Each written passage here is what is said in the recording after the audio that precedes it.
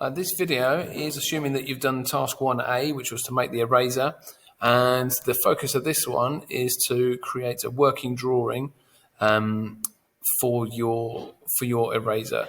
So what you're going to do is, first of all, obviously you need to make the eraser, and when you've done that, you can go to the little plus at the bottom, and where it says Insert New Element, click on that, and then we are going to create a drawing. So it's create drawing. Now, the default template that it gives you is absolutely fine, so you don't need to change anything. There's various different templates, but the first one there is fine, and no views, so that's fine.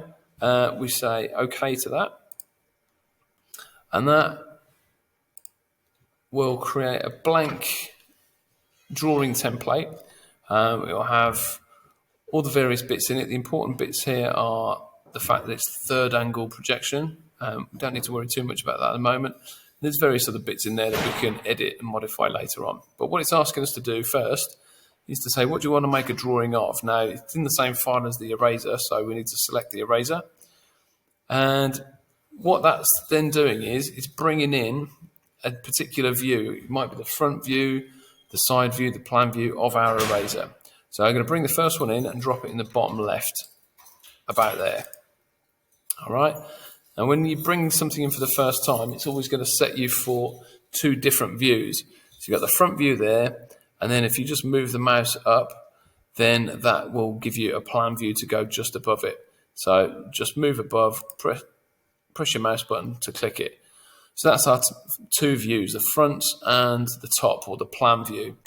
Now we're still in projection mode, or projected view, so we can use that to click and drag, and that will give us a side view. So click and drag to the right, that gives us a side view, and then we'll do that again, click and drag, but this time we're going to go up and right into the diagonal top right hand corner, and that's going to give us an isometric view.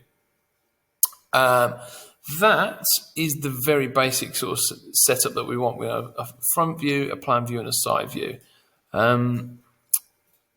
Unfortunately, the way that I've built it, this view hasn't got my Staples logo on it. So I guess what I could do is do another one, have an underneath view, which would be to click there and go down. And then that's giving us the one with the logo on it. So that'll actually do, and that fills the page and it gives us everything that we need. We can see from this, there's quite a lot of dead space on the page. So I'm going to just do a bit of rearranging.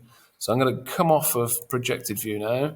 And start dragging using the front view, and you'll notice that when you drag one, it will automatically move all the others, but it's quite easy to select more than one thing, so you do need to be careful of that. So I'm going to try and put these sort of spaced out fairly evenly.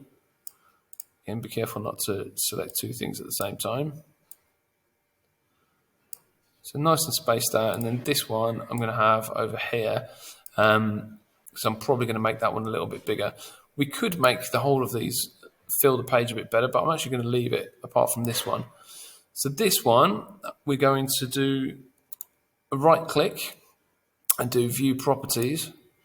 The scale of it at the minute is 2:1. Now, if you change that to 3:1, so it's 3:1, and so you'll see that that's made that nice and big, so it fills the page a bit better. So I'm going to say OK to that, and then select it and move it to be a bit more central. I want that to be in 3D, so I'm going to change some of the settings on here and say show shaded view, and that should make it pink like my other one. We could have shown that from a different angle by going to view properties. You can see it's in isometric at the moment, but we could change that if we really wanted to, but I'm actually going to leave it. It's actually my fault. I should have put the staples on the top surface rather than the bottom one, but it doesn't matter. The final stage before we can export this and shove it into our portfolios is to put some dimensions on it. So we've got all of our orientations, we've got all of our different views. The final step is to get dimensions on. So the D for dimension tool is up here. And it's really simple.